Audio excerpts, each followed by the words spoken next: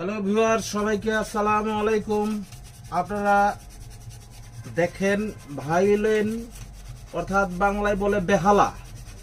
আমাদের বেহালা কিভাবে সেটিং করতে হয়, কিভাবে ফিটিং করতে হয় সেটা আপনাদেরকে দেখাচ্ছি। লাবু ফ্লোটের পক্ষ থেকে যে যেখানে আছেন, আমি আশিক দেওয়ান আপনাদেরকে দেখাচ্ছি। ভাইলেন আগে ব্রিজটা ঠিক করে নেবেন, তারপরে তারগুলো একটু লুজ করে নেবেন।